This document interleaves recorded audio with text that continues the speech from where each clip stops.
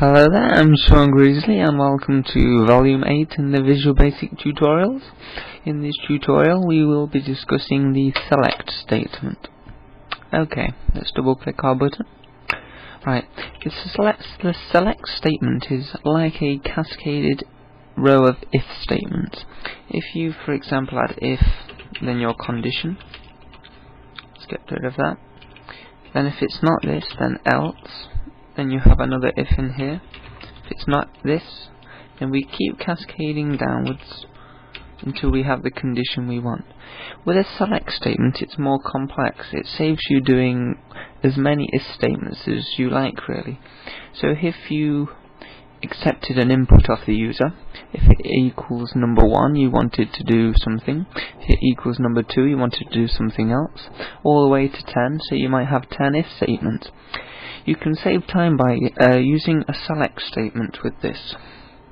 So, to begin the select statement, we need to recognize what the user is inputting. So, he or she is going to input values into the txt user text box. Therefore, we type select, then we type txt user.text. Oops, I'm sorry. Select case. Okay. This is how to lay out the select statement. This is called the select statement header. It's got select here. This is the case, and this is the input in which the user is entering. Brackets are optional, but it's good coding practice to leave them in. It makes things a little clearer. Okay.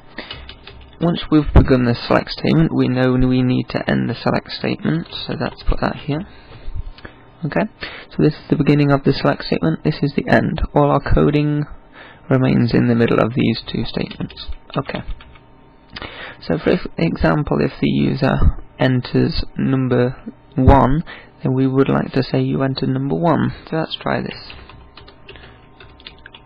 Case 1, colon. You can either go on to a new line or remain here. I think we'll tab this out, it's good coding practice to do so. So when the user enters the number 1 in the text box, we'll like to say you entered 1. If the user enters number 2, we can say you entered 2. Like so.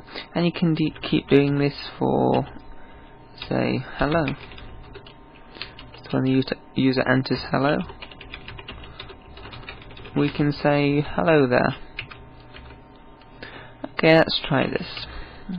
We've now got our coding in the select statement, and remember we've used 1, 2 and hello, so hopefully this should function correctly.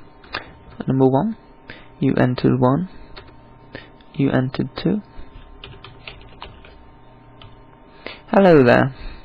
So as you can see, it's like a little smart robot program. If you enter English sentences, it should reply with a corresponding reply, which makes it rather clever.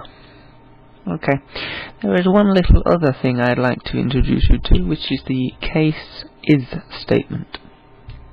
For example, if we wanted to accept input in a range, not just for one value, we can say the case is more than 5, for example.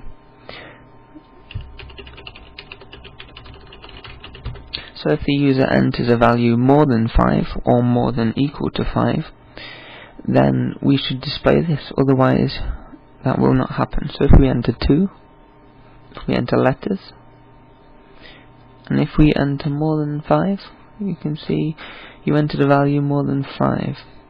As you can see, when you put letters in, it does work. That is why you need, which is called character and number validation, which I will introduce in the later tutorials to help protect against that input.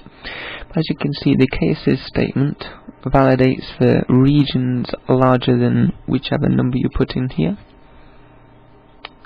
And as you can see, it works quite successfully. I'm Sean Greasley, thank you for listening to the tutorial. Goodbye.